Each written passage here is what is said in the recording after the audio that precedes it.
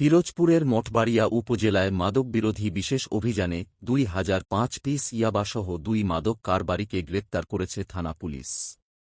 পিরোজপুর প্রতিনিধির তথ্য ও ভিডিও নিয়ে বিস্তারিত প্রতিবেদন। আজ রবিবার ভোর রাত ৩টার দিকে গোপন সংবাদের ভিত্তিতে ঢাকা থেকে মঠবাড়িয়া লানি বি অনলাইন পরিবহন নামক একটি যাত্রীবাহী বাসে তল্লাশি চালিয়ে ২ জনকে আটক করা হয়। গ্রেপ্তারকৃতরা হলেন মঠবাড়িয়া উপজেলার গুলিসাখালী গ্রামের এস্কেন্দার হাওলাদারের ছেলে শিপন হাওলাদার এবং একই গ্রামের আব্দুল হাইয়ের ছেলে মঞ্জু মিয়া। পুলিশ সূত্রে জানা যায়, গোপন তথ্যের ভিত্তিতে ঢাকা পাথরঘাটা মহাসড়কের বহেরাতলা এলাকার জয়নাল আবেদিন রেস্ট হাউজের সামনে পুলিশ অবস্থান নেয়। বাসটি সেখানে পৌঁছালে পুলিশ সদস্যরা তা থামিয়ে তল্লাশি শুরু করেন।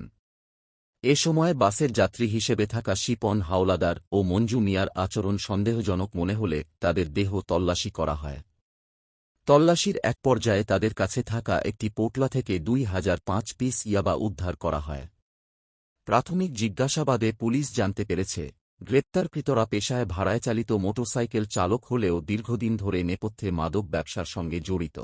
জেলার সুযোগ্য পুলিশ সুপার জনাব মোহাম্মদ মঞ্জুর আহমেদ সিদ্দিকী স্যারের নির্দেশনায় আমি সঙ্গীয় অফিসার ও ফোর্সসহ গোপন সংবাদের ভিত্তিতে ঢাকা পাথরঘাটা মহাসড়কের মঠবাড়ি থানাস্থ বায়াতলা নামক স্থানে পরিবহন তল্লাশিকালে মঞ্জুর আহমেদ নামক ব্যক্তিকে তল্লাশি করে তার সাথে থাকা ২০০৫ পিস ইয়াবা আমরা রাত ৩:১৫ সময় পাইয়া জব্দ তালিকা মূল্যে জব্দ করি এবং তার দেওয়া তথ্য মতে তার সহযোগীকেও আমরা গ্রেফতার করতে সক্ষম হই।